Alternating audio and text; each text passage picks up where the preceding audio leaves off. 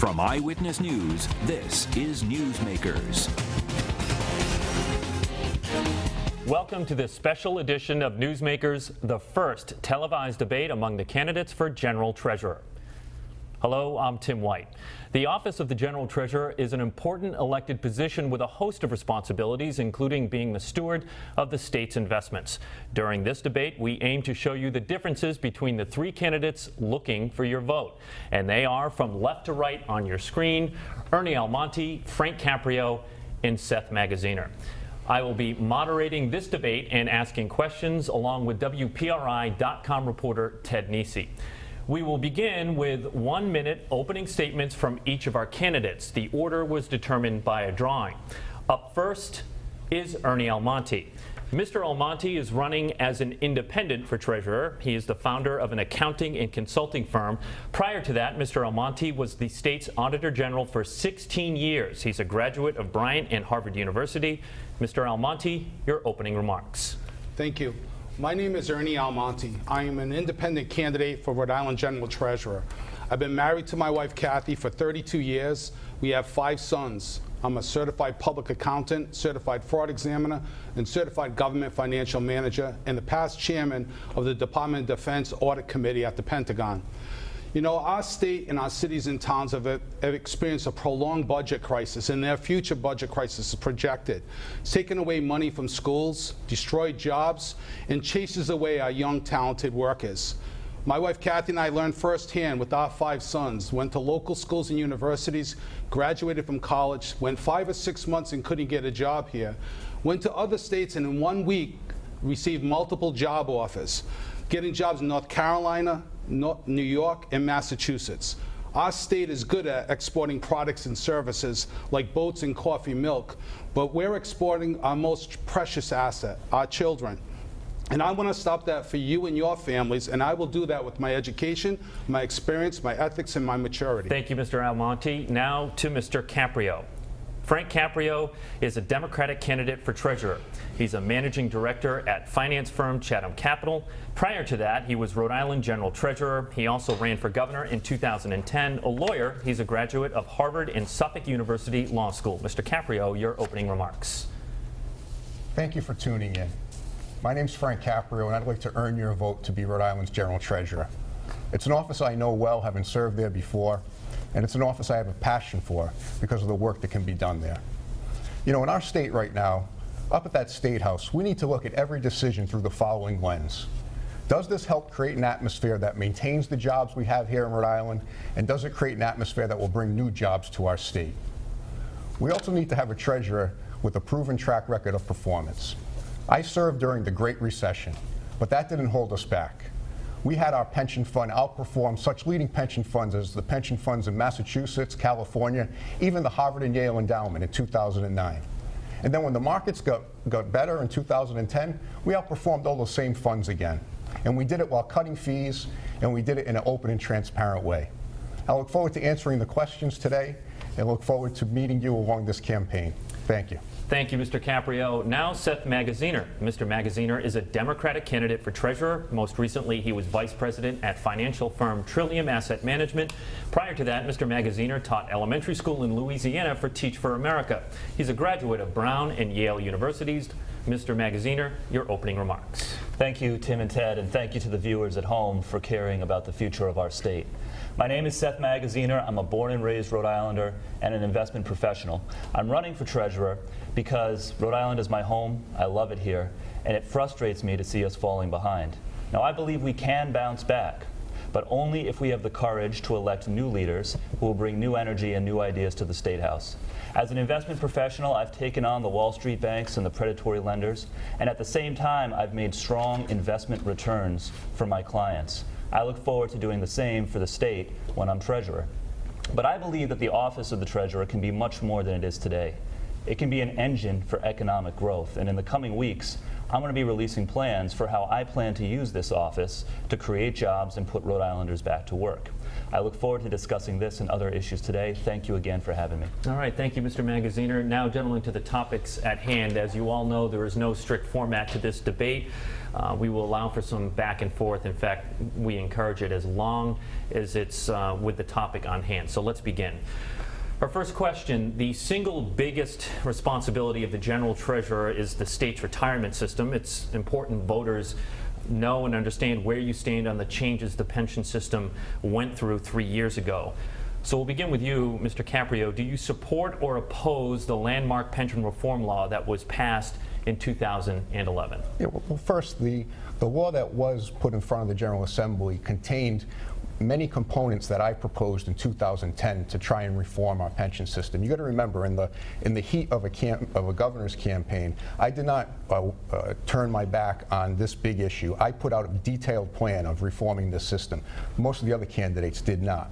And after the election, my plan survived, and most of my staff stayed with Treasurer Raimondo and started down the track of implementing the changes that were eventually adopted by the General Assembly. So those are, for the most part, those are issues that I advocated for. I believe there were some areas that we didn't need to go as far. Like what? Well, when you look at the cost of living issue that was taken away in the legislation, I knew that was a legal problem. And I did not, in my plan, propose major changes in that area, nor did I propose major changes to the local plans, what I called the MERS plans. Most of those were very well funded, and many of them are the result of negotiations. But the COLA aspect of the pension reform law is the single biggest savings the state saw in pension reform. So how would your plan actually save the state money if you weren't going to go along with the COLA? Well, you have to remember that when I was proposing my changes in 2010, the assumed rate of return was at a different rate than it is now. 8.25. Yeah, when the assumed rate of return was lower to 7.5, that added billions of dollars of unfunded liability that the new law needed to deal with. So we were dealing with two different landscapes. So that's where the cost of living issue was not as big of an issue in my plan as it needed to be in the future. I want to talk about the rate of return a little bit later in this debate, but Mr. Magaziner, first of all, I'm sure you're going to want to respond to what you heard right there, but do you support or oppose the 2011 reform law? The story of the Rhode Island pension system is a tragedy. Here you have thousands of Rhode Islanders who have given their lives serving the rest of us, teaching our kids, keeping our streets safe, running into burning buildings when others have been running out. They deserve a secure retirement. And that system, that pension system, was mismanaged over the course of years and decades by politicians in the State House. That pension reform was not the fault of the workers or the retirees. They didn't do anything wrong. And I wish I could say, running for treasurer, that we didn't have to do a reform, but the fact is we did, because that system had been so mismanaged. By the time 2011 came around, depending on how you measure it, we were the worst or second worst funded system of any state in the country. So we had to do a reform.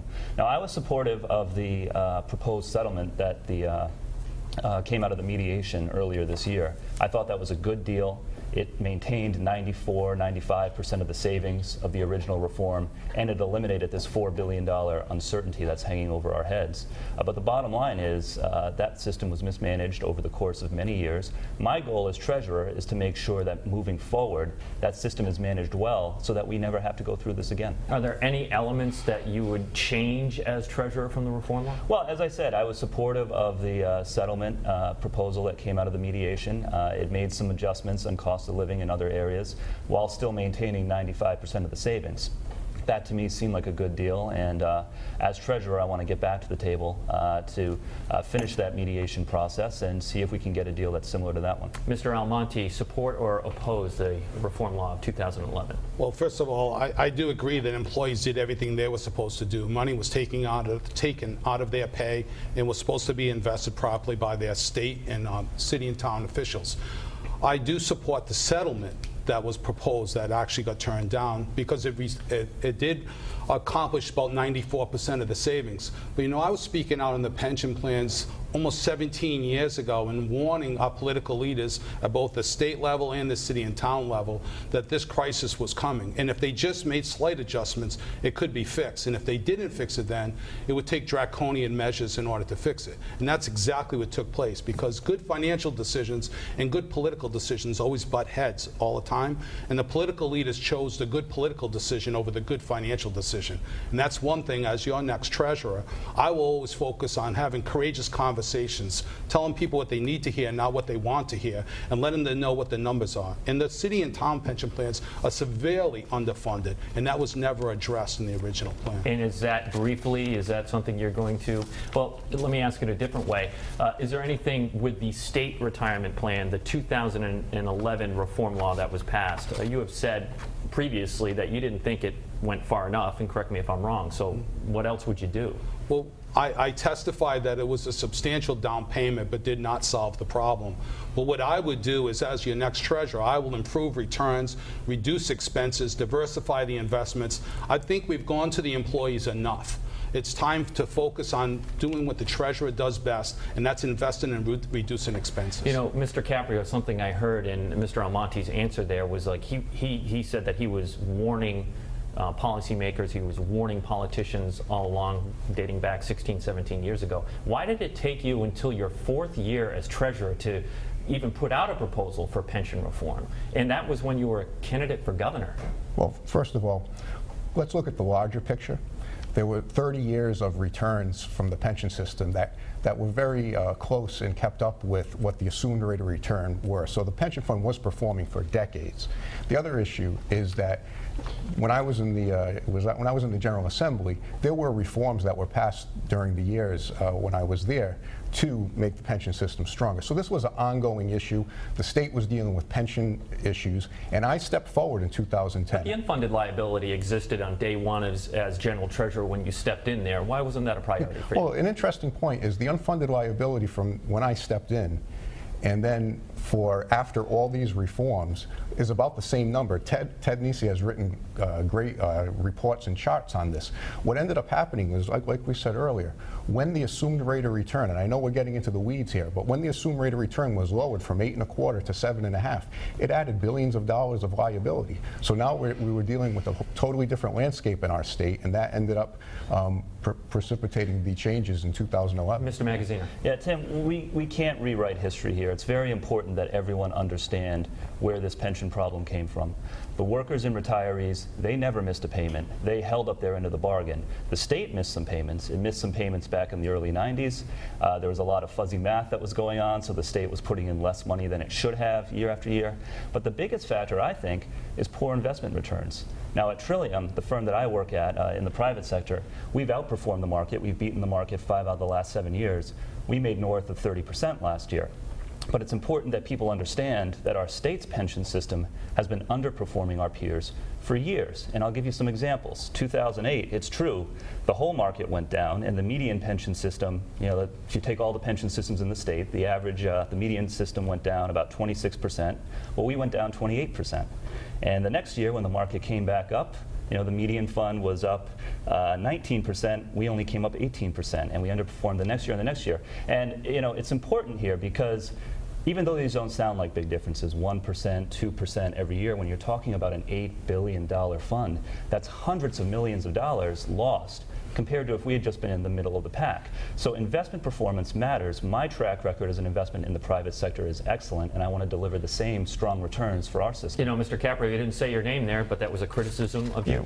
First of all, I'm not going to let Mr. Magazzino misrepresent the facts here in Rhode Island. He's using numbers from years that aren't matching up with the way the Rhode Island state pension system and all the other state pension systems measure their results.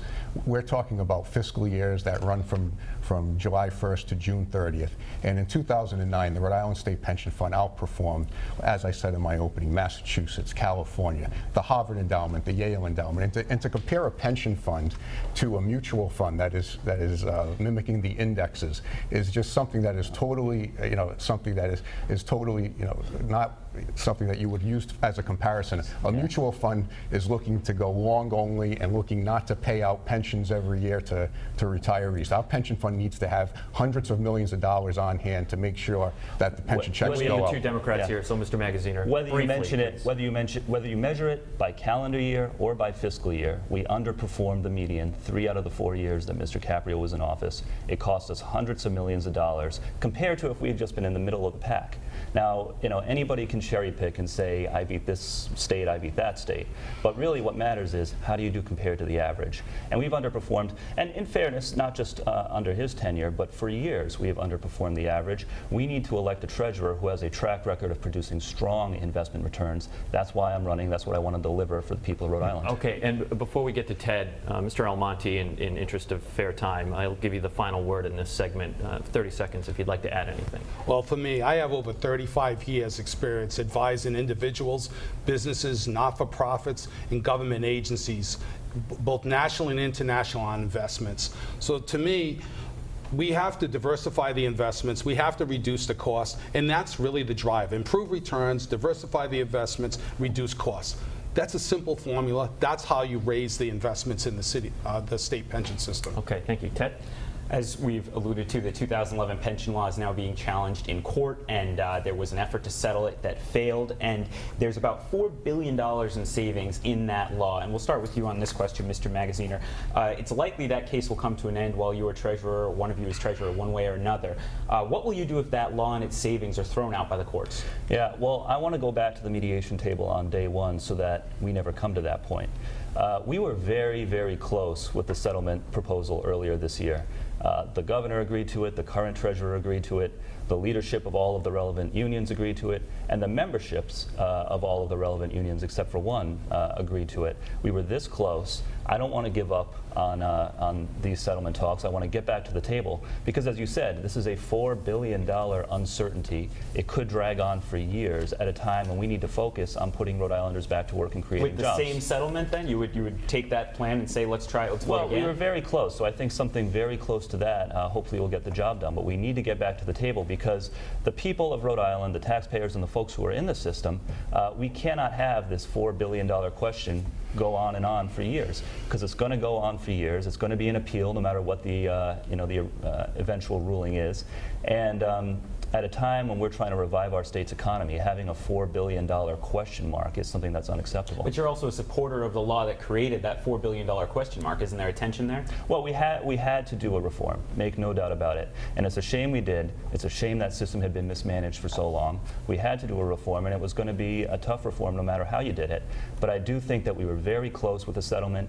I was disappointed to see those talks break down. I think we need to start again, and I'll do that on day one. Mr. Almonte, same question to you. What would you do as treasurer if the whole law is thrown out in the courts while you're in office? So very similar. The reform was necessary, but I'm a true believer in sitting down and negotiating to reach a settlement. It was very close, and I do believe it brought all the tables to get all the people to the table and educated everyone about the process and the ramifications, both short-term and long-term, to the retirees, the workers, and the taxpayers. I think we can get everyone together to reach a settlement. But then it goes back to even the as we move forward, let's make sure we never add to the liability. Let's make sure we have actuaries run the numbers all the time so we make sound financial decisions as we move forward and don't add to this liability. But the settlement itself that was just proposed would have added to the liability because part of the deal was to take back a bit of the savings in order to get the lawsuit rejected. So how can you say both that we shouldn't add to the liability but we should settle the law and take some of it back? Well, the settlement actually attained, I think it was about 94% of the savings. That's a big chunk of savings that you can get in one place. And then in business throughout my whole career, that's the way you would look at things, is you look at it as a cost and a benefit. If you can get 94% accomplished right now, let's take that and find other avenues in order to make up the difference. And that's how we do it, by improving returns, reducing expenses. That's enough. Let's just negotiate this out and get that settlement at 94%. So if you get 94%, do you think you can say to retirees, we will never need to make cuts again, the state can fund that? One thing I've learned throughout my whole life is never to say never. You know, facts change from time to time, and we have to deal with the facts as they're presented to us. That's just simple management technique that you'd have to do that. So I would never say never. All right, Mr. Caprio, same question to you. Again, one of you will probably be treasurer when this litigation ends. What will you do if this law is thrown out by the courts? Yeah. first job will be to get all the interested parties around the table and lead and try to get a resolution.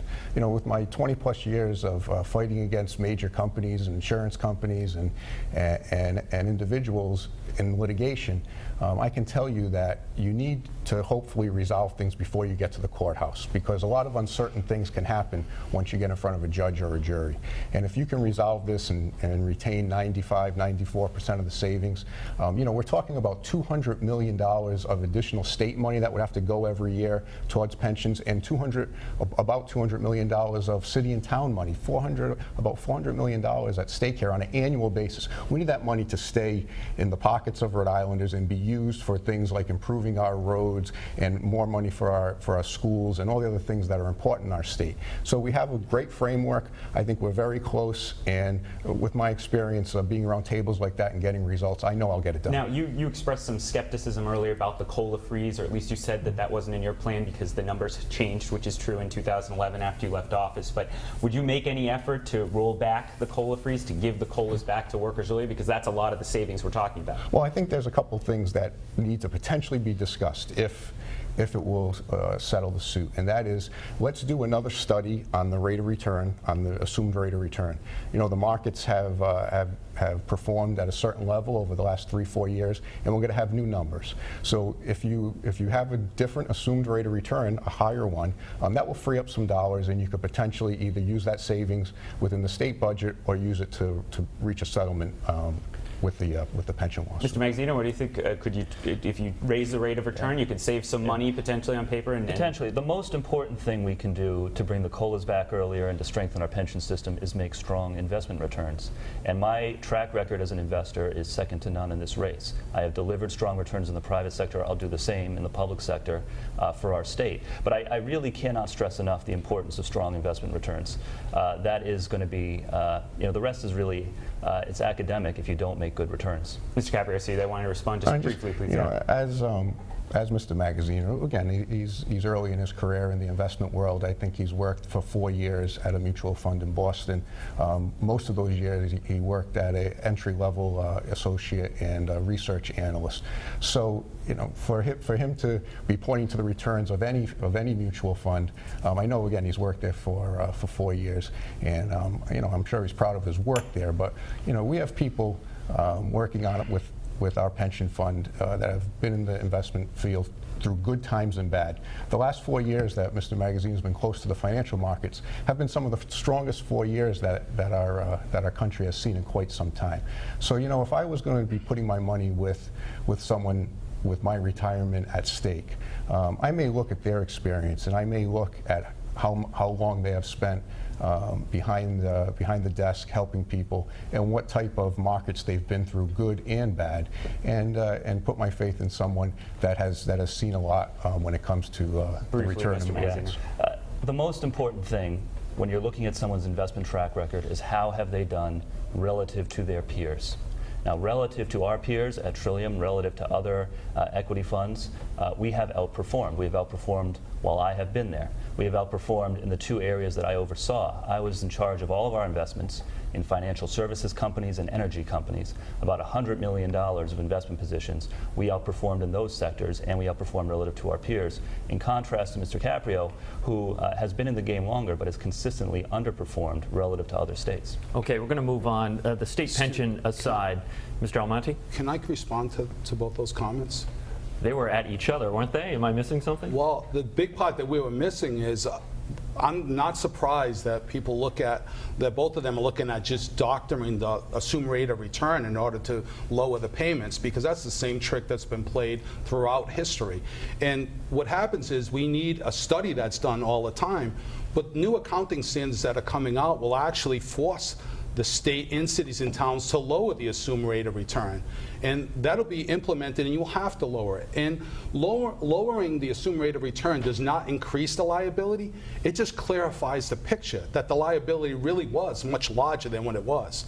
So I'm not surprised to hear that, but that's not the way it should be handled.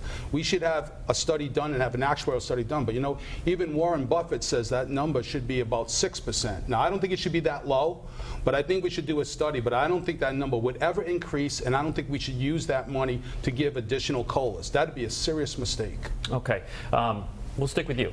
The state pension side, many of the municipal pension plans are in bad shape, including in some of our biggest cities. We're looking at Cranston, Providence, of course, and Woonsocket. The pension reform law did little to address that. What role, if any, can a treasurer play in shoring up those plans? Mr. Almonte? Well, one of the parts of my plan is that we're going to have a financial expert resource team within the Treasurer's office to help municipalities with their finances, to help them with things like running actuarial numbers and working with actuaries to determine what is the true cost. And the big thing we need... Aren't they doing that right now? Well, they bring in an actuary usually, it's usually once every 2 years or once every 3 years to run the number. But here's the thing that I think is quite important, that every new contract that is ever done should have an actuary run the numbers, and let's make the numbers public. Will this add to the liability, not only in the short term, but in the long term? And let's make sure that every new person we put on the books does not add to the liability. And you know what, there's many ways that we could reduce the cost of running those outside pension plans. You could move them up to the Treasurer's office. You could diversify the investments, reduce costs for everyone, and have critical mass to reduce their expenses. And that alone will help them make those plans sustainable. A lot of people at home think the simple answer would be just moving all those municipal pension plans under one umbrella and putting it with the state. What are the challenges there? Do you support that? I think that's a direction we should try to get to. But it's very complicated because it's all done by contract. It is not flip a switch and move them over. But to me, with the financial expert resource team going out and helping the 39 cities and towns, we can give them compelling evidence why it makes sense in order to do that. And if it doesn't, if they're doing better than they're doing at the state level, well then shame on us that we're not achieving the same numbers at the state level. But I would caution them that maybe you're getting a better return because you're investing in more risky investments. Okay, and that's part of the education process. Mr. Caprio, what can a treasurer do to shore up the bad municipal plans? Well, the first thing is that you want to see them perform well with their investments. And Massachusetts has a model that if a local plan doesn't keep up with certain indexes based on the state pension fund or other indexes, then they're moved into the state plan. And that would be the first step of a process. The second step would then having to adequately fund those pension plans over the many years coming forward. That would have to be something that's well thought out and involve a lot of negotiation between the state and the cities and towns. But at the end of the day, it's about protecting the retirement security of the employees who have worked so hard to reach their golden years. And if we have a goal to have strong systems at the state level, we should have the same thing for the local level. Mr. Magaziner. There are two things we can do to help the cities and towns. The first is we have this MERS system. It's a system that the state manages, the Treasury manages, that cities and towns can hand their pension systems over to. And it's a great system in the sense that you save money on fees rather than having each of the cities and towns spending separately on consultants and actuaries and so on. You also have access to better fund managers. The issue is we only allow cities and towns to hand their plans over to the MERS system if they're already healthy. We're not offering them a lot of help if they're unhealthy systems. So the first thing we need to do is set up a path to facilitate helping cities and towns whose pension systems are not in good shape to help them get those same benefits of access to better fund managers, saving money on fees. The second thing we should do for those cities and towns that choose not to hand over their systems to MERS, we do have to make technical assistance available to the cities and towns. You know, a lot of these town halls and these local pension boards, the folks who run them, they're good people. They're not always financial experts, and they don't always have the resources to hire good financial experts. That's where the Treasurer's office can be of assistance. Thank you. Ted? Treasurer Raimondo has received a lot of criticism in recent years for investing more than $1 billion of the state's pension investments with hedge funds. And I want to start with you, Mr. Caprio. You've raised some questions about that, particularly due to the fees that those charge. So would you keep any of the state's pension money in hedge funds if you were elected treasurer, or would you move all that money back out? Yeah, it would be my inclination not to have a material amount in hedge funds, if any. I just think the fees are way too high. And when you have legendary investors like Warren Buffett making an open bet to anybody, saying he'll bet the S&P index fund, which has very low fees and no big hedge fund type of investing going on, against any hedge fund, and over the long term he'll outperform them just because you're paying less fees. That's where I think our pension fund should be. When I was in office, we did that. We moved a lot of money into index funds for the low fees and for that mindset. A pension fund is a long-term investment. You have 20, 30, 40-year time horizons. You can weather good markets and bad, and if you keep the fees low, you're going to outperform your peers. Mr. Magazzino, I believe you disagree on the use of hedge funds and pensions, but correct me if I'm wrong. Let me say, first of all, the fees that hedge fund managers make today are absurd. I saw a story recently that the 4 most successful hedge fund managers last year made more money than all of the country's kindergarten teachers combined. I mean, what is wrong with us as a country if we allow that to happen? It's terrible. I have come out with a plan for how I would reduce fees, not just for hedge funds, but for all types of funds. Big states like New York and California, they pay a lower rate on their funds because they're big. They have that bargaining power. They can get a better deal. I want to work together with other small states, go out to bid as a group so that we have more bargaining power and we can bring fees down too. The second point I'd make is, yes, you have to get the fees low and you need to get good returns. You also have to stay diversified. You don't want to put all of your eggs in one basket. It would be a mistake to say, oh, I would never ever invest in a hedge fund, because you never know. There might be times when you need one, and you should have all options on the table. You should have all options available. But we can do better on fees, and we can also do better on transparency. People have a right to know where this money is being invested. But to be clear to the people at home, you would keep the money that's invested in hedge funds now invested in hedge funds in the pension fund. I think you need to stay diversified. So it makes sense in certain times, especially when interest rates are low, to have some allocation to hedge funds. Again, we can be better on fees and we can be better on transparency. Before we do responses, I want to hear from Mr. Almonte on this. Do you see a role for investments in hedge funds for the pension fund, or would you take that money back out if elected? Well, one of the things I would do as a treasurer is review all investments and look at all the expenses. Sometimes you have to look at, even at the hedge funds, that maybe they sign contracts and there's a big penalty to get out early. So we need to review all the facts before someone makes a decision to be in or get out. But on a high level, I would say they charge too much, they're not transparent, and that needs to change. You could look at other investments that mimic what the hedge fund does and invest there at lower cost. And we have to tell the hedge fund managers, hey, look, you're investing our state taxpayers' money. We need to hold you to a higher standard. You will make it transparent, or I will go somewhere else. And that's how I would handle that. Mr. Caprio, nobody likes hedge fund fees, it sounds like. So do you see a difference with your opponents? Well, I have a proven track record of lowering fees. When I was in office, the fees were below $20 million a year. Now they're $80 million a year. And when you look at how that compares, I know we've had some talk of how we compare to other places. When I left office in 2010, the level that we were paying in fees, we paid some of the lowest fees in the country. It was a study put out by a think tank in Maryland looking at all the state pension funds. Now we're paying some of the highest fees in the country because of the hedge fund fees. We're talking about over $1 million a week going out of our state to these hedge fund managers so they can have their private planes and big yachts. We don't need that type of business going on here, with the money going outside our state. We need to keep that money in our pension fund and keep the returns moving in the right direction, not going out to Wall Street. Okay, gentlemen, this is an hour-long debate, but it goes by quickly. We're already more than halfway through, and as predicted, it's been nice and wonky for the three of you. I appreciate that. But I do want to cover some quick ground here. We're going to do a rapid-fire section, and we are looking for one-word answers, and we're going to start left to right. So, Mr. Almonte, this will go to you first. Yes or no, do you support legislation that would limit interest rates on payday loans? Yes. Mr. Caprio? Yes. And Mr. Magazzino? Absolutely. Who did you vote for? We'll start with you, Mr. Magazzino, right to left. Who did you vote for president in the 2012 elections? President Obama. Obama. You voted for Obama? Yes, I did. And that after being so critical of him in 2010? Well, let me talk about that. In 2010, I ran a bad campaign for governor. I said things I shouldn't have said, and I learned a lot from that. In life, when things don't go your way and you do things that you look back on that weren't the right thing to do, you learn a lot.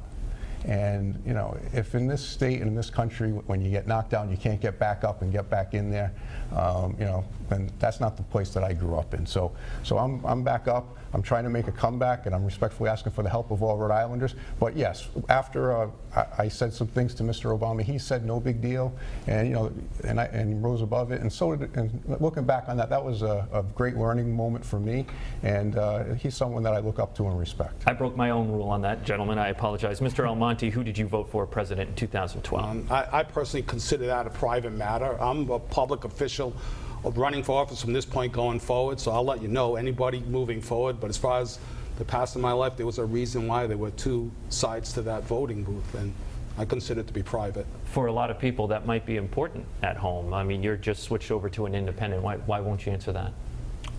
I just consider it to be a private matter. All right. What letter grade, Mr. Caprio, would you give current Treasurer Gina Raimondo in her performance? I give her an A. Okay. Mr. Magazine? Well, on cleaning up the Crime Victims Compensation Fund, she gets an A. On taking on payday lenders, she gets an A.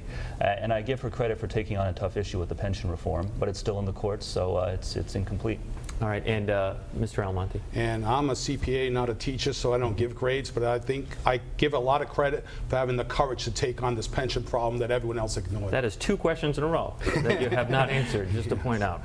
All right, Mr. Almonte, we sort of touched on this, so I'm looking for a hard number here. And, the pension rate of return is currently 7.5%. That was lowered from 8.25%. What should it be? What number are you comfortable with? Well, as I mentioned earlier, there's a new accounting standard that's coming out, which really is going to dictate to us what that number really is. It probably will be less than the number it's at now. I would think it probably maybe around 7%, but you'd need more work in order to determine the exact number. So, but I know it will be lower. You can't see it going up. I cannot see it being higher. What number should it be, Mr. Magazine? I think the 7.5% number is achievable. I think we can reach that if we have a treasurer who knows how to get strong investment returns, as I have. Mr. Caprio? Yeah, the numbers will speak for themselves. You'll do an actuarial study, but I think the number could be higher than 7.5. How much higher? I think somewhere in the range between 7.5 and 7 3/4. Somewhere, at 7.5, we're at one of the lowest rates in the country. At 8 1/4, we were more towards the higher end. So I think with the returns that the system has earned over not just the last 5 years, but the last 30 years, it's probably going to merit a tick up. Okay. All right, Mr. Almonte, we'll start with you on this one again. The General Assembly voted to include $12.5 million in the most recent state budget to make the next payment on the bonds sold to benefit Kurt Schilling's 38 Studios. Obviously a very controversial matter. Some say taxpayers should not pay those bonds because they were not ironclad general obligation bonds that the voters approved. If you were in the General Assembly, would you have voted to include that money in the budget to pay the bonds, or would you have voted not to? Well, first of all, it was a bad deal from the beginning. It once again confirms that our state has this affection for celebrity status CEOs over due diligence. The bondholders would be paid back anyways, either by the insurance company or by the state. And it really comes down to 3 major questions that I always ask before I would vote on anything. Number 1, would we shut ourselves out from the capital market if we didn't pay it back? And I can tell you with over 35 years experience, the answer to that is no. So the next 2 questions are incredibly important. How much will it cost? And how long will it pay? Well, there were 2 independent studies, one by S&J and one by RIPEC, both saying that if you did, the first one, S&J, saying if you didn't pay it back, it cost anywhere from $30 to $300 million more than not paying it back. The second one said 1 grade downgrade would cost us $88 million, and if we got a 2 grade downgrade, $166 million. So as far as I'm concerned, this is a classic pay me now or pay me later story, and you have to pay back the bondholders, and I would have voted to pay them back. But there's other things I would add. Number 1, I would say pay them back, go after all the parties and hold them accountable, have an independent investigation, and hold everyone accountable that did something wrong. And we should not have moral obligations anymore. We should put it out to the voters. If we're going to hold the voters accountable, let's let the voters vote for this bill. So you think Rhode Island should never borrow money unless it goes to voter referendum? I believe it's a tool that was used in the past and has been misused several times. And just like having a child that misuses a tool, I think it's a tool that should be taken away and brought back only under strict conditions. Mr. Magaziner, same question to you. If you'd been in the General Assembly, would you have voted to approve that bond payment? Yeah, I've been consistent on this. You mentioned in the intro, before I got into the investment business, I was a public school teacher, and I taught in an old school building. It was falling apart. We had lead, we had asbestos. It was an unhealthy environment. If our credit rating as a state is downgraded, even just a couple of notches, like Mr. Almonte said, it would hurt our ability to raise the funds to fix our schools, to fix our roads, to fix our bridges. We all, in our opening statements, I think, we talked about jobs. That's what our state really needs right now. We need to put people to work fixing our roads, our bridges, and our schools. The 38 Studios deal was a terrible deal. It was a mistake that we should never repeat, but we cannot allow our state's credit rating to be downgraded because it will hurt our ability to put Rhode Islanders back to work fixing our roads, our bridges, and our schools. Mr. Caprio, maybe this is easier for you because you were in the General Assembly once, but if you'd been there still in 2014, would you have voted to pay those bonds? Sure. I think we can make some news here this morning on a very important topic, and that is it deals with what the legislature had in front of them when it came to 38 Studios.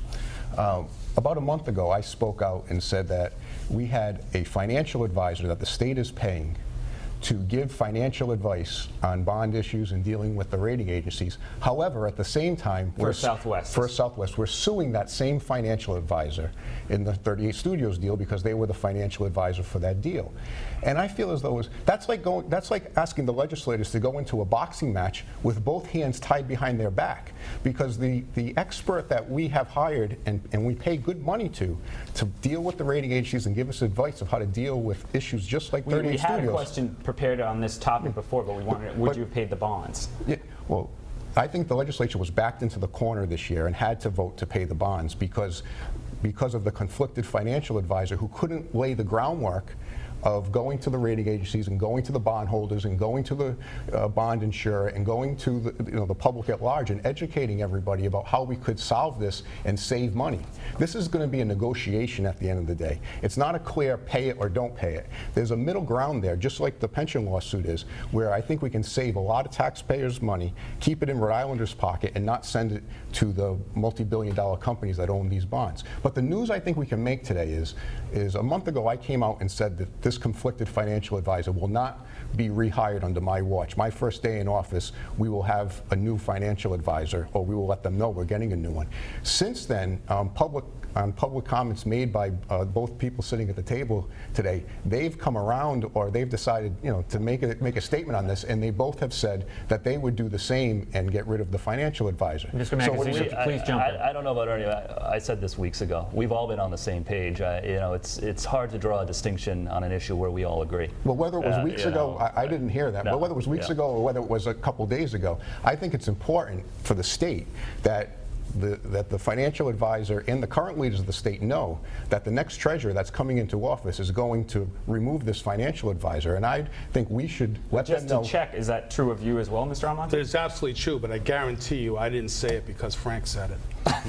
Well, Mr. Caprio, that First Southwest was the financial advisor when you were treasurer as well. Do you regret hiring them at that point and having them in place when the deal was done? 30 seconds, Mr. Caprio, please. We had a big difference of opinion on 38 Studios. They were the financial advisor for the deal, and I sent a letter to the board of directors of EDC and to the rating agency saying, stop this deal. This is a bad deal. Let's wait for the new leaders to come in. You said that after initially saying you would be a cheerleader for the deal. Before the details of the deal came out, the issue was about jobs, and I said I'm a big fan of getting jobs in our state. And then the deal, as in life, you start to learn more. And I was one of the few people that went right to Wall Street and to the EDC to say stop this deal. It was a bad deal. I feel the rating agencies don't have clean hands in this deal because they were told by the chief financial officer of this state, don't do the deal. I want to try to balance some time here. Mr. Magaziner, please. I can just say, look, as an investment professional, as someone who has worked in the financial markets,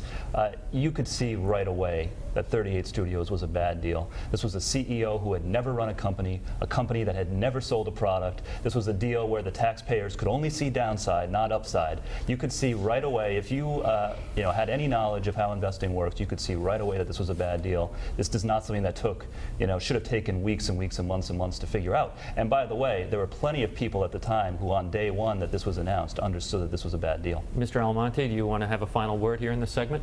Well, as I said in the beginning, that this was a bad deal from the beginning, and I think our public officials, just like many times happened in the past, get overwhelmed by celebrity status CEOs. This is strictly run the numbers, and you wouldn't have made this loan.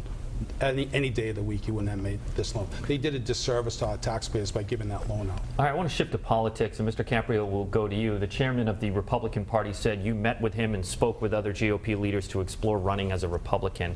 Ultimately, you decided to stick with the Democratic Party, of which your brother is the chair in this state. What kind of message does that send to Democrats here? No, well, a year ago when I was looking at re-entering public life and running for office, I was unaffiliated, and there were discussions. But the very brief discussions. I spoke with a number of Democrats, and looking at the landscape. I've run 11 times as a Democrat. I've been successful, and the issues that line up with the Democratic Party and myself are consistent. And over the last year, I've gone out and gotten the support of over 24 city and town chairs. I got the overwhelming majority of the state committee to support me. And just because my brother's the chair, in 2010, my opponent's brother was the chair of the Democratic Party for most of the campaign, and I was able to get the endorsement from the Democrats. So I looked at that as a great challenge, having my brother there, not as a benefit, because if one of my opponents here did get the endorsement, with that being the landscape, I think just as it was for my opponent in 2010, he withdrew from the race after that. That answer is a full Rhode Island, this brother, that brother. Mr. Magaziner. My brother endorses me too. Look, you've been critical of your opponent on this one, but most Rhode Islanders are unaffiliated, so why does this matter? What's the big deal? I've been a Democrat since the day I was born. I will be a Democrat till the day I die. And it's not out of convenience. It's not out of political convenience. It's out of conviction. I believe that the Democratic Party stands for working Rhode Islanders, stands for Main Street. I believe that the Republican Party these days has become the party of Wall Street. And it is out of those convictions that you will never have to wonder which party I'm a part of. I'm the only lifelong Democrat in this race. I have blue running through my veins, and I'm proud of it. Mr. Almonte, you switched to an independent. Did you do that to avoid a primary? No, it's absolutely true. I'd be a much better candidate. If I had 20 years experience like Frank running for office, I'd be able to give a better stump speech, a better politician. And I don't come from a political family dynasty like either one of them. I come with 35 years of financial and audit experience. And when I chose a party, I made a mistake, because I believe that parties brought people with similar ideals together and looked for good government. But what I really found, it's really concentrated power with a few people that stifles communication and debate. And I looked at 15 years as the Auditor General. I was unaffiliated. And that's really a place where I feel comfortable in that space. I'm very happy to be where I am today. And even if you look at this position, constitutionally, it's set up as a separate office to be elected by the people, not appointed by the governor, not appointed by the General Assembly. It's really set up to be an independent watchdog over the money. And so that's why I feel extremely comfortable in the space I am right now as an independent. So I guess the question might be to you then, if you were unaffiliated for all those years, why did you become a Democrat?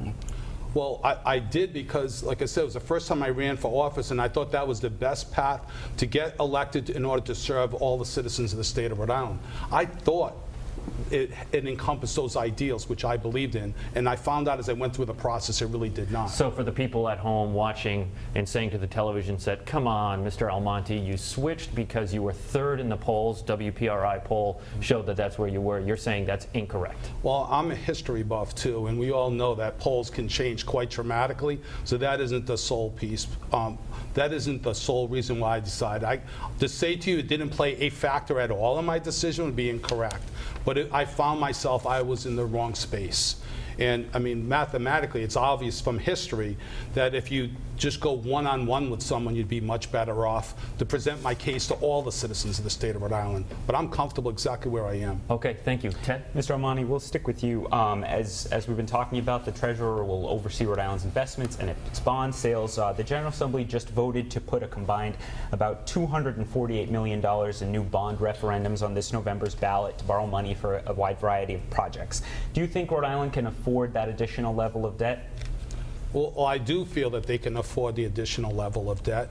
But one of the things I would caution all the taxpayers and the citizens that vote is when they vote on this is to actually ask those important questions of people that have a financial background. Can we afford to pay them back? But the great thing about all of this will help put people back to work in the state of Rhode Island, and we desperately need jobs in Rhode Island. So you support those bond referendums? Yes, I do. Mr. Magaziner, same question to you. Do you think that Rhode Island can afford that much additional debt added to its borrowings? Well, look, these are bonds that will go toward building a new engineering school at URI, to fixing our transportation infrastructure and our recreational infrastructure. We need the jobs. It's not just a question of can we afford it. We can. We can't afford not to. We need the jobs. Now's the time for the state to step up and put people to work. Mr. Caprio, same question. Do you support those? Do you think the state can afford it? Yeah, the state can definitely afford it. The state of Rhode Island, when it issues bonds, does it in a very conservative fashion. We pay back our bonds very quickly, usually 20 years. Other states go out 30 and 40 years. And now's the right time with low interest rates to go to the market. And the projects are definitely needed, and they'll create good jobs here in our state. Okay, we are about 3 minutes until we have to get to the point where you're going to give your closing statement, so I'm going to move through this rather quickly. Treasurer Raimondo, pushed the Investment Commission to divest in gun companies. Do you agree with that move or not, Mr. Magaziner? Well, I think from what I understand, there was also an investment rationale behind that. But look, my priority as treasurer is going to be to invest in a way that will get us the best possible return for folks who are in the pension system, for those teachers, those firefighters, those police. That is going to be the one criteria that I consider what is going to get us the best return on our investment. So for people who take a hard look at your resume and take a look at Trillium, that company, they pride themselves in socially responsible investments. There might be a concern there that is where your priorities are. You're saying? Well, at Trillium, we managed over $1 billion for nonprofit endowments like the Sierra Club and Greenpeace, for religious organizations. And I believe that everyone has a right to invest in a way that they feel comfortable with. That's why I went to Trillium, so that I could help people invest in a way that was in keeping with their conscience. Okay, how about but this? For the state pension system, the one and only criteria that I will consider is what will get us the best possible return on our investment. What that if is gun the companies fiduciary. are really turning out a great return? We have to invest in a way that will get us the best possible return. That is So the you would invest in that is gun the companies? fiduciary obligation of the treasurer, and it's one that I will honor. Mr. Almonte, she divested and pushed the commission to divest in those companies? I disagree with that move, and to me, you should the number one focus should be return on the money. That's not the place to set social policy. Okay, Mr. Caprio? Yeah, I feel as though the pension fund needs to get great returns, and we should keep all the options on the table. Okay, I have a couple of brief questions for you here, as we have a little bit over a minute left. Mr. Almonte, which person who held public office in Rhode Island do you admire the most? I would say Governor Sondland. Why? He's the first governor I ever worked with, and I liked his ability to be, even though he was a Democrat, he was pretty much a free thinker, and that pretty much is in alignment with me. Are you saying Democrats aren't free thinkers? No, I'm just saying that he's a Democrat and he was an independent. I see. So, okay. No, but I have tremendous respect for him. Okay, Mr. Caprio. Yeah, Governor Garrahy, when I was growing up, he was governor.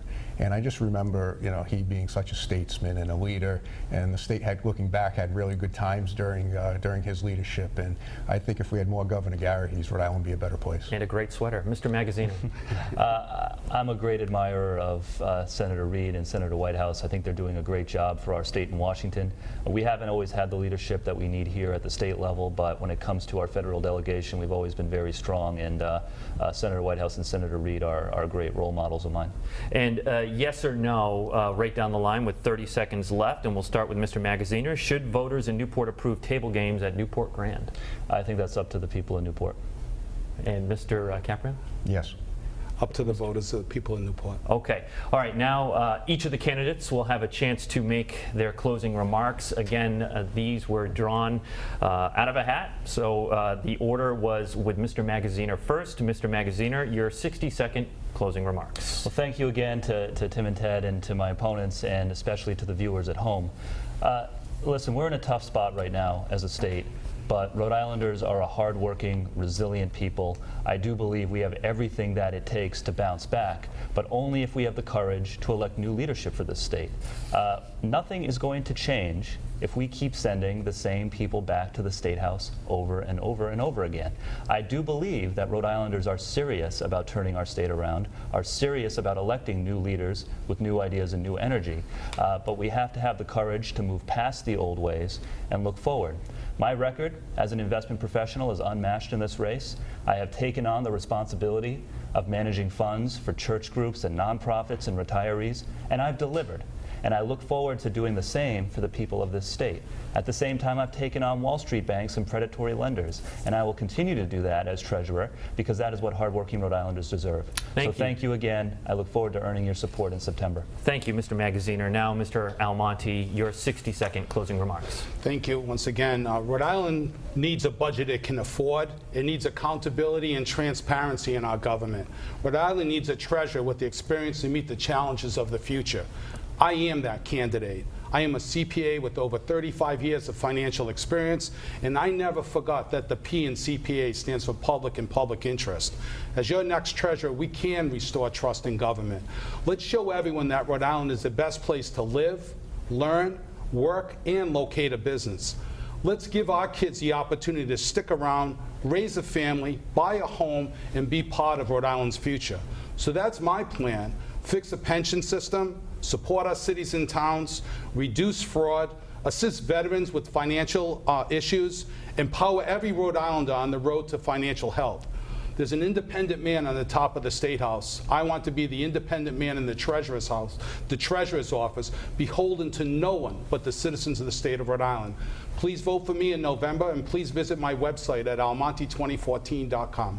Okay, thank you, Mr. Almonte. Now, Mr. Caprio, your 60-second closing remarks. Thank you for tuning in. You know, earlier this week, I went to visit a company in East Providence, started by a young man, Manny, and his dad. His dad started the company 30 years ago out of a basement in South Providence. It's a cleaning company. At first, it was just a father and a son. Today, it's over 600 people working here in Rhode Island and across the Northeast. And I'll tell you what Manny said to me. He said, Frank, if you get back in that treasurer's office, every day I want you to go in that office and be the advocate for small businesses like mine, because we can add more jobs here in Rhode Island. We need to know that with confidence there's going to be people up there that every day care about companies like us and the people who work here. And that's what I'm going to do. I respectfully ask for your support this September 9th in the Democratic primary. I'll go up to that State House and I'm going to work very hard to get good investment returns, very hard to cut the expenses that we have in this state, and so that when we look at what we did here in 2014, we'll look back and we'll say Rhode Island is a great place. Thank you. Thank you, Mr. Caprio, and my thanks to all three candidates for taking part in this debate. And we have much more to come next week in this studio, a debate in the lieutenant governor's race. Democrats Frank Ferry, Dan McKee, and Ralph Mollis match up in this pre-primary debate. It'll air several times over the weekend, Saturday and Sunday, but on Sunday, 5 o'clock on Sunday right here in WPRI 12 and 10 a.m. on Sunday on our sister station, Fox Providence. And then our month of debates on Newsmakers continues with a Democratic primary debate with the candidates for the office of Secretary of State. Guillaume de Ramel and Nellie Gorbea go head-to-head. You can watch it on our regular time right here on Newsmakers, 5:30 a.m. on WPRI 12 and 10 a.m. on our sister station, Fox Providence. Of course, you can watch all of our debates and catch up on each race in campaign 2014 on our website, WPRI.com. And I want to point out next week we have a new segment in this campaign season. We're doing a Where They Stand section, and that's the candidates' take on the issues important to you. We thank you for watching this special edition of Newsmakers, a debate with the candidates for General Treasurer. Stick with Eyewitness News, your source for campaign 2014 coverage. For Ted Nesi, I'm Tim White, and we'll see you next week on Newsmakers.